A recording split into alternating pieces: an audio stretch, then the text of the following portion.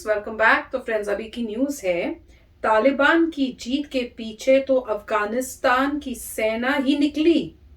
Afghanistan crisis, अरे बाप रे। अब ये क्या कहना चाह रहे हैं कि उनकी जो मिलिट्री थी, आर्मी थी, वो ही उनको सपोर्ट कर रही थी, इसलिए वो लड़ी ही नहीं ढंग से? क्या देखते हैं वीडियो, या वो मतलब फाइट नहीं किया उसने क्योंकि वो मिली हुई थी उनके साथ। चलो वीडियो देखता पता करते हैं कैसे पता चला और क्या ये न्यूज है।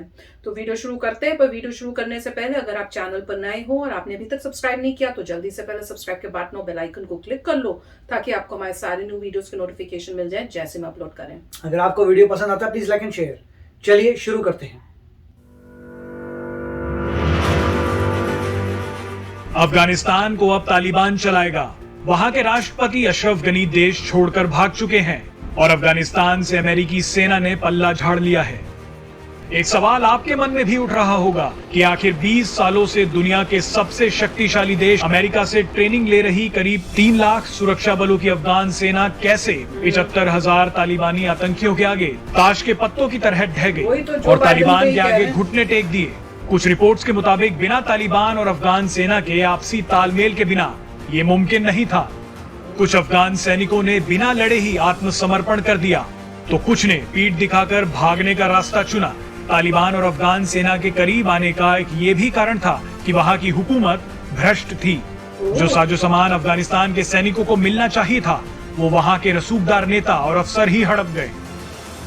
अफगानिस्तान के बल्ख प्रांत के पूर्व गवर्नर अता नूर, जो मज़ार शरीफ पर तालिबान का कब्जा होने के वक्त स्थानीय नेता की कमान संभाल रहे थे, उन्होंने भी अफगान सुरक्षा बलों की वफादारी पर सवाल उठाया। उन्होंने ट्वीट पर लिखा, हमारे कड़े प्रतिरोध के बावजूद दुख की बात है, एक बड़े कायराना साजिश के नतीजे में सभी सरकारी उपकरण तालिबान को सौंप दिए गए। हाल ही में अमेरिका के राष्ट्रपति जो बाइडेन ने जिस अफगान सेना पर भरोसा जताते हुए कहा था कि वो तालिबान को कभी वापस नहीं आने देगी, तो फिर कैसे उस अफगान सेना ने 10 दिनों के अंदर ही तालिबान के आगे घुटने टेक दिए? Is a Taliban takeover of Afghanistan now inevitable? No, it is not. Because you have the Afghan troops have 300,000 well equipped, as equipped as any army in the world, and an air force against something like 75,000 Taliban. It is not inevitable. अमेरिकी राष्ट्रपति Joe Biden का ये बयान 1 महीने पुराना है, लेकिन अब वही बाइडेन कह रहे हैं कि जो लड़ाई अफगान सेना को लड़नी थी, वो कब तक अमेरिका के सैनिक लड़ते रहेंगे। आपको बता दें कि अमेरिका ने बीते 20 सालों में 83 अरब डॉलर खर्च कर अफगान सेना को तैयार किया था। जितना पैसा, हथियार और ट्रेनिंग अमेरिका ने अफगानिस्तान की सेना को दी थी, उसके सामने तो तालिबान कहीं नहीं टिकता था। लेकिन फिर भी तालिबान के आगे वही अफगानिस्तान की सेना चुपचाप खड़ी रही। क्यों? कुछ एक्सपर्ट्स की माने तो तालिबान सिर्फ बंदूक के बल पर अफगानिस्तान पर कब्जा नहीं कर सकता था। इसीलिए तालिबान ने कुछ अफगान नेताओं के अलावा कई मिलिट्री कमांडरों को पहले से ही अपनी तरफ कर लिया था। उन्हें आश्वासन दिया गया था कि अगर वो तालिबान के खिलाफ बंदूक नहीं उठाते तो उनकी और उनके परिवार की जान बख्श दी जाएगी। तालिबान ने एक सोचे समझे प्लान के तहत अफगानिस्तान की जनता के दिमाग में ये बात ठूस दी थी कि आज नहीं तो कल तालिबान का ही राज वापस आना है। न केवल अफगान सेना बल्कि अफगानिस्तान की सत्ता में भी तालिबान के खिलाफ लड़ने की इच्छा शक्ति की कमी थी। रिपोर्ट्स के अनुसार दुनिया भर से तमाम फंड्स मिलने के बावजूद भ्रष्टाचार के चलते अफगान सरकार सैनिकों की सैलरी तक देने में असमर्थ थी, जिसकी वजह से अफगानिस्तान के सैनिकों में सरकार के प्रति गुस्सा बढ़ता जा रहा था। सिर्फ यही नहीं, सेना को जरूरी साजो सामान भी वक्त पर नहीं मिल रहा था। इन सब के अलावा तालिबान की जीत के पीछे और क्या कारण रहे, जानिए डिफेंस एक्सपर्ट से।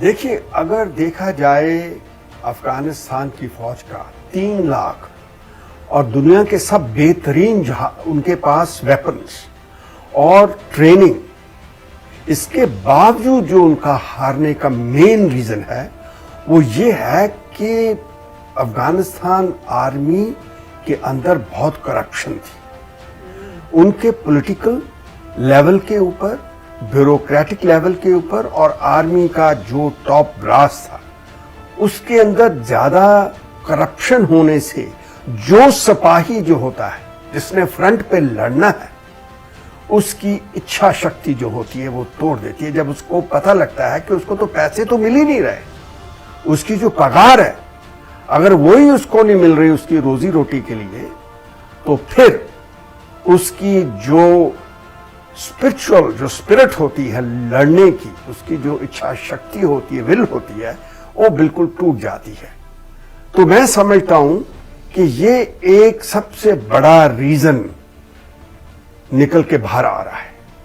दूसरी बात ये कि जो दहशत तालिबान की थी, जो साइकोलॉजिकल मनोविज्ञान का जो उनके ऊपर एक इफेक्ट था, वो बहुत भारी था, क्योंकि उनके जो एक्सिक्यूशन करने के तरीके हैं, जैसे कि बिहेडिंग हुआ, लटका देना, हैंगिंग कर देना, गोली मार देनी विदाउट एनी ट्रायल, और जिसको हम कहते हैं कि वो ट्रिगर हैप्पी रहते, रेप करना, एक्सटॉर्शन करना, ऐसी जो चीजें थी, इससे उसकी जो सिक्योरिटी फोर्सेस थी, उनके जो आम लोग थे, जो आम जवान लड़ने वाले थे, सिपाही लड़ने वाले थे, वो डरे हुए थे। तो इसकी वजह एक ये है।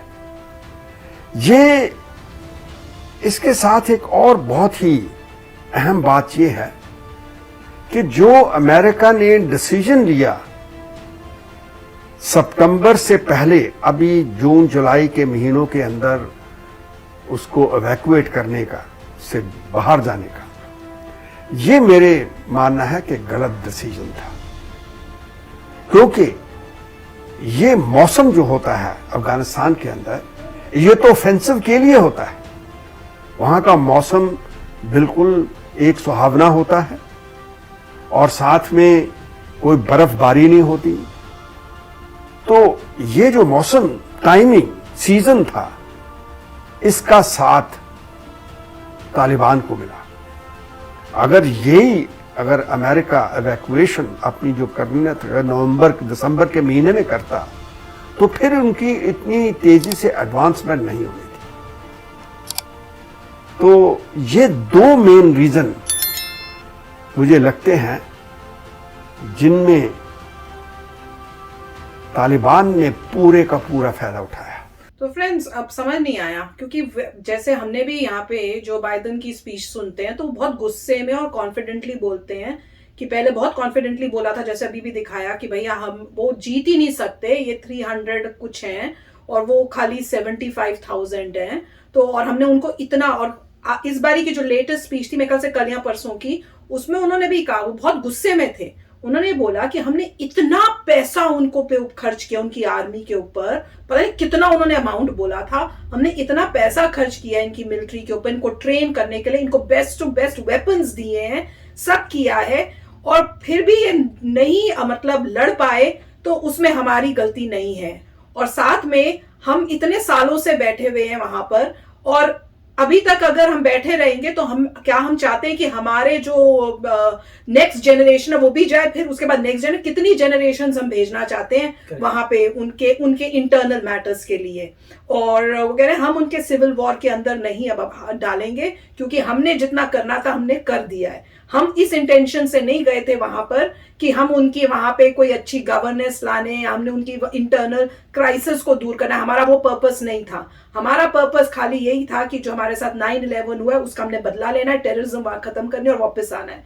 तो हम वहां क्यों बैठे रहे, हमारी बहुत बड़ी गलती थी, और मैं और अब उस गलती को नहीं कर सकता था। और जो हमने बेस्ट टू बेस्ट उनको दिया और उसके बाद भी वो नहीं कर सके, तो फिर उसमें हम क्या कर सकते हैं। तो अब धीरे धीरे हम भी काफी हैरान है, अगर वो इतना कॉन्फिडेंटली बोले और ये सब हो रहा है, तो इससे पता चला धीरे धीरे न्यूज आ रही है, इसका मतलब कि हो सकता है करप्शन हो, क्योंकि पॉसिबिलिटी अगर 300,000 यहाँ के हो और वो सिर्फ 75,000 हो और वो जीत जाए, वो तो पॉसिबिलिटी, कुछ तो घपले होंगे, कुछ तो प्रॉब्लम थी। और बोल रहे हैं कि ऐसे लग रहा है कि हायर ऑफिशियल्स में ही वही पैसे खाई जा रहे थे जो दिया जा रहा था, यूएसए इनको दे रहा था। ऐसे लगता है वो पैसे वो अपनी करेक्ट जगह लगाने की जगह अपने पास रख रहे थे। अब धीरे धीरे टाइम पे पता चलेगा। हमने एक वीडियो भी तो किया था जिसमें वो कह रहे थे कि वो कार में पैसे भर के जा रहे हैं, और हम कह रहे थे ऐसे कैसे हो सकता है, तो कोई बड़ी बात नहीं भाई कि वो भी कुछ सच हो। अब ये धीरे धीरे पता चलेगा हुआ क्या किसी के थ्रू। मुश्किल चीज है पता करनी, पर देखो क्या होता है। पर बहुत दुख की बात है, कंट्री खत्म हो गई कई लालची जो लोग थे उनकी वजह से। राइट, अब इसमें यह है कि वही पॉइंट्स आए हैं कि जो सोल्जर्स थे उनको फूड नहीं मिल रहा था, खाना नहीं मिल रहा था, सैलरी नहीं मिल रही थी, और एम्यूनेशन, गोली बारूद जो भी है नहीं मिल रहा था।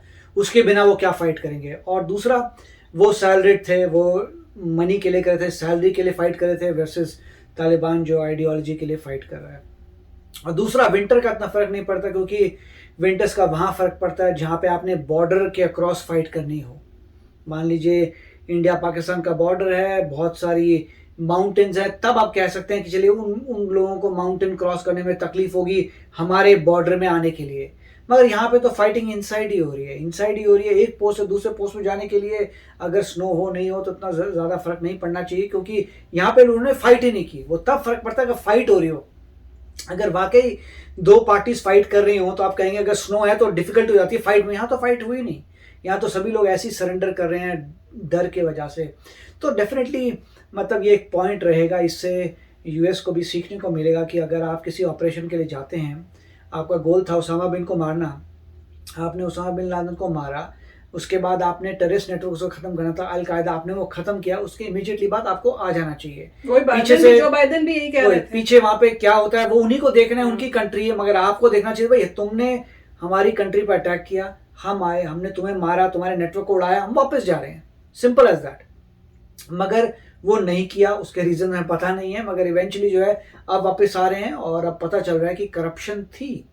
अब अल्टीमेटली तो यही है कि अफगान आर्मी जो है, इसका मतलब अच्छी तरह से ट्रेन नहीं हुई, या ट्रेन होती थी तो वही पॉइंट है, उन तक सैलरी पहुंचनी थी। बीच वाले लोग सब पैसा खा जाते थे, उनको सैलरी नहीं मिल रही, नेटवर्क आपके अच्छे नहीं थे, आपको एम्यूनेशन नहीं मिल रहा। अगर वो सब नहीं मिलेगा तो सोल्जर कहाँ लड़ेगा। On top of that Taliban के जो ब्रूटल वेज थे कार्य करने के, उससे भी बहुत ही भयानक जो तरीके थे उनके कार्य करने के, उसके वजह से भी लोग डरे हुए थे। तो मेरे ख्याल से यही रीजन है। नहीं, और जो बाइडेन ने स्पीच में, जब याद आ रहा है, ये भी बोला था कि मैंने कितनी बारी टॉक्स की थी अशरफ गनी के साथ, और कितनी बारी उसने मुझे बहुत कॉन्फिडेंटली बोला कि भाई अब नहीं, हम लोग बहुत स्ट्रांग है, हम ही जीतेंगे, वो कुछ नहीं कर पाएंगे। कहते मैं तो उसकी बातों के ऊपर सब बेस पे डिसीजंस हमने लिए हैं। हमने कई बारी उनसे बात की और कई बारी उन्होंने यही दिखाया। हमने कई बार बोला कि क्या टॉक्स करनी है तालिबान के साथ या नहीं, तो उन्होंने कहा कोई टॉक्स नहीं करनी, कुछ नहीं करना, हम स्ट्रांग है, हम जीतेंगे, हमारी ही गवर्नमेंट आएगी। तो वो कह रहे हैं मैं अब जब उस जो वहां का है वो ये बोल रहे हैं, तो उसके बाद हमारा क्या मतलब। तो उस टाइप से काफी कुछ वो बोल रहे थे। तो देखते हैं, वेट करेंगे। ऐसे धीरे धीरे न्यूज आ रही है तो पता चल रही है अब हमें भी। तो चलो फ्रेंड्स, और एक और न्यूज आई थी मिस्टर गनी जो है यूएई में है, तो तजाकिस्तान के जो भी है वही है बिल्कुल। तो अब वो यूएई में पहुंचे हुए हैं, तो अब देखते हैं, वो भी न्यूज देखते हैं कि क्या एग्जैक्टली हो रहा है। तो चलते हैं, मिलेंगे नेक्स्ट वीडियो में बहुत ही जल्द। Till then take care and bye bye. तो अगर आप मेरे इस चैनल पे नए हो तो जल्दी से सब्सक्राइब के बटन को हिट करो और बेल आइकन को क्लिक करो, ताकि आपको मेरा जब नया वीडियो मैं लगाऊं आपको उसके बारे में जल्दी से पता चल जाए।